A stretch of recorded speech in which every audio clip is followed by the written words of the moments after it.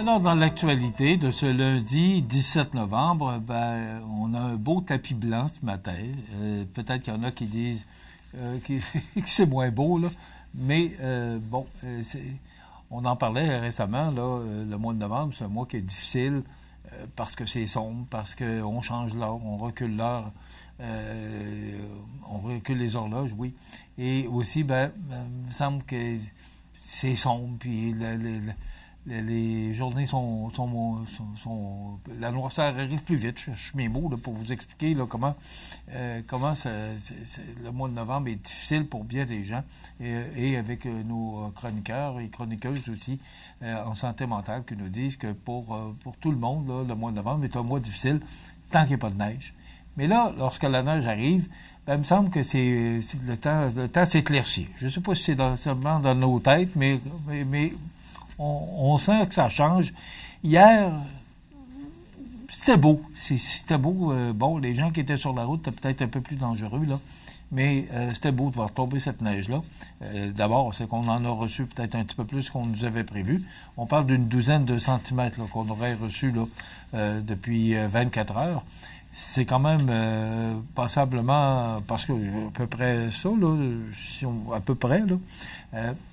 Alors, il a fallu sortir les pelles et la souffleuse hier pour pouvoir déneiger nos entrées. Ce matin aussi, probablement qu'il y en a qui se sont levés plus tôt là, pour déneiger les entrées. Mais c'est ça, l'hiver est arrivé. Est-ce que cette neige-là va demeurer? Moi, je pense que oui, parce qu'il a quand même tombé passablement. Il y a vendredi qu'on parle peut-être d'un peu de pluie, là. Mais je serais surpris de voir disparaître ce tapis blanc. En tout cas, on verra bien. Mais quand même, ça fait plus temps des fêtes. Vous savez qu'on est à peu près à 5 semaines du temps des fêtes. Il faut y penser que ça s'en vient très rapidement. On voit les décorations. D'ailleurs, il y a le défilé de Noël le vendredi, le 28.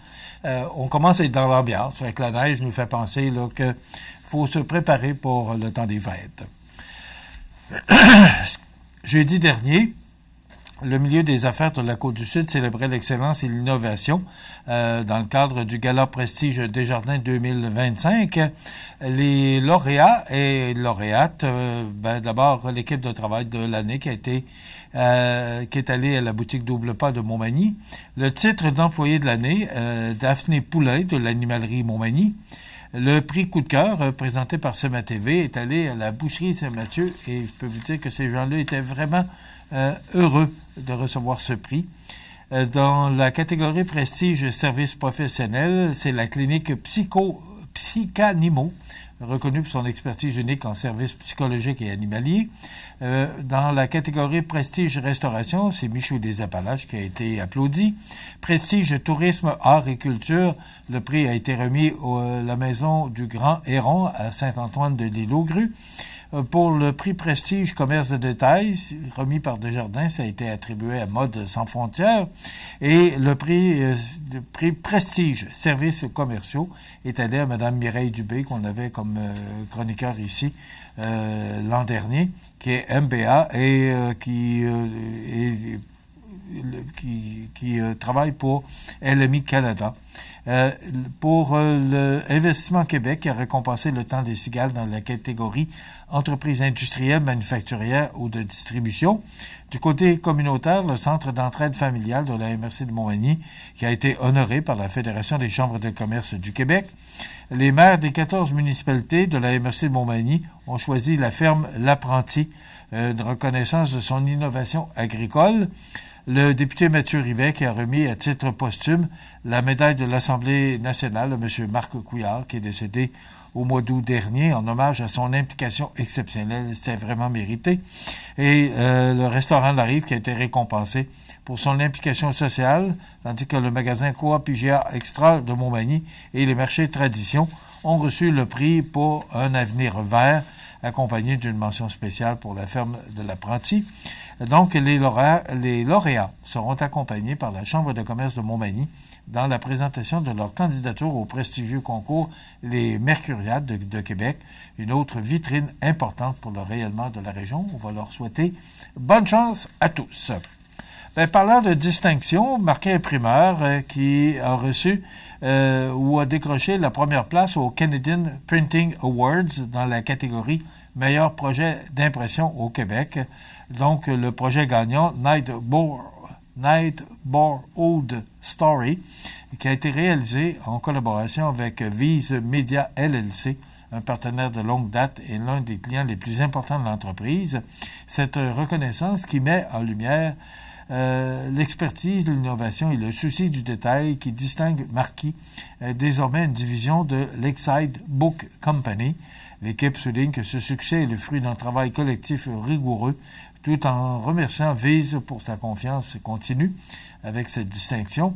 Marquis affirme vouloir poursuivre sa mission, soit celle de repousser les limites de la qualité et redéfinir les standards du monde de l'impression. Donc, bravo à vous, toute la direction des propriétaires, la direction, les employés de Marquis Imprimeurs, dont on a ici une belle entreprise sur la rue des entrepreneurs.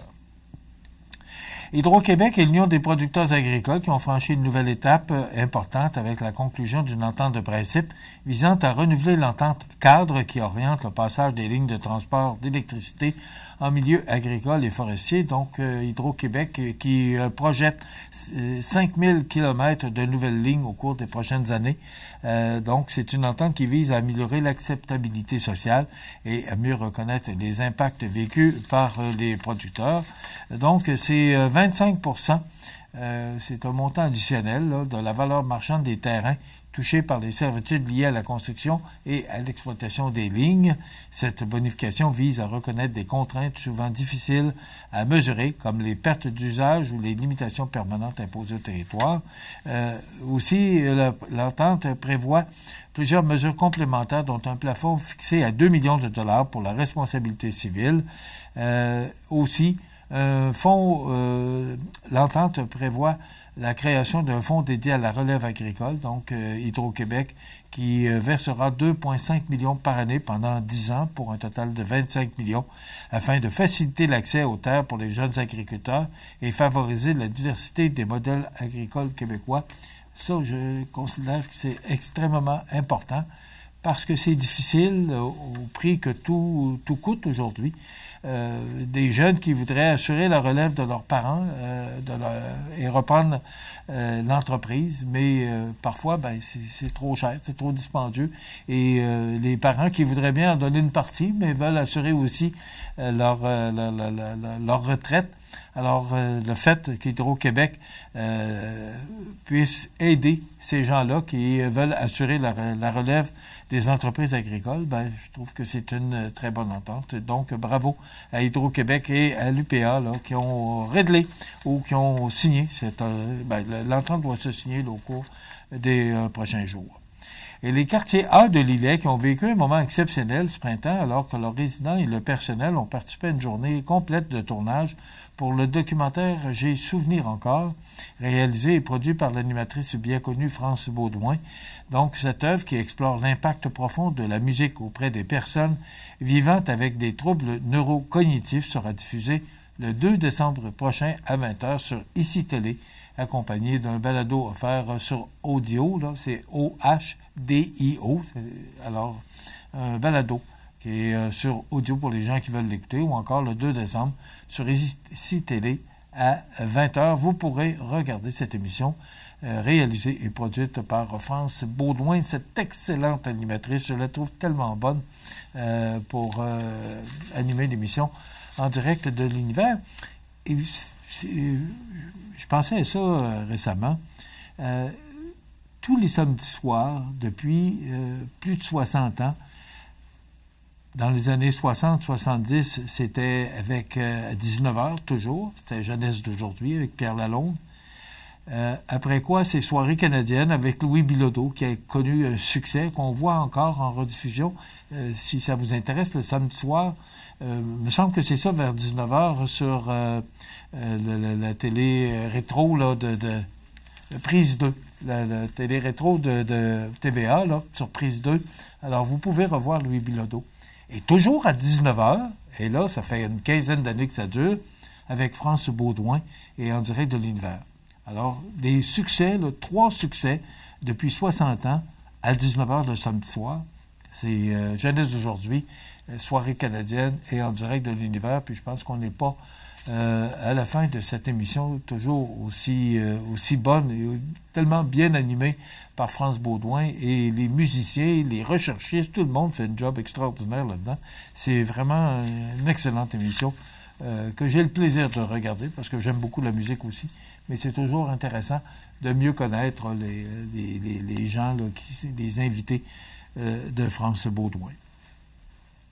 Bon, ben dans l'actualité, ce matin, entre autres, moi, ce que j'ai retenu, c'est dans le Journal de Québec, c'est ce matin, 3 organismes et 730 000 $ pour installer 2 panneaux. Québec devra payer 730 000 $ pour installer 2 panneaux de circulation sur une autoroute dans le centre du Québec, à la demande du gouvernement fédéral. Les travaux, qui prendront plusieurs semaines, s'annoncent étonnamment compliqués. Ce qu'on comprend, c'est que on va installer le panneau, mais là, et peut-être, je ne sais pas si vous allez voir la photo, oui, on la voit bien. Alors, c'est le panneau là, qui est juste ici, là. Alors, c'est pour annoncer qu'il y a une voie ferrée. Mais écoutez bien, là, c'est que, outre les 2 panneaux, le montant comprend plusieurs travaux connexes, a expliqué le ministère. Il faut mettre en place une structure pour faire tenir les affiches et installer du câblage électrique sous le chemin de fer et sous l'autoroute, ce qui implique des travaux de forage. Par ailleurs, le contrat couvre également les coûts de construction du chemin d'accès à la boîte électrique, du poteau de bois pour l'alimentation électrique et de la gestion de la circulation près du chantier. Les travaux ont débuté ces derniers jours et ne se termineront qu'au mois de décembre. Hydro-Québec et le Canadien national devront ensuite venir réaliser des branchements afin que la lumière jaune clignote. 730 000 $. C'est sous la plume de Gabriel Côté ce matin, dans le Journal de Québec. Et c'est dans la section économie, où vont vos impôts? C'est un exemple parmi tant d'autres, à savoir pourquoi on annonce un budget, d'ailleurs le vote est aujourd'hui, de M. Champagne, le budget fédéral de 78 milliards de déficit, et le Québec, je pense qu'on est aux alentours de 16 milliards de déficit. C'est le vote, et c'est un vote très important aujourd'hui. Est-ce que tous les députés de la Chambre des communes vont accepter le budget de M. Champagne de 78 milliards de déficit? Moi, je crois que oui. J'ai l'impression que les partis ne sont pas intéressés à aller en élection parce que si on n'accepte pas le budget, ben on risque d'aller en élection parce que vous savez qu'on a un gouvernement minoritaire à deux députés en moins pour avoir un gouvernement majoritaire.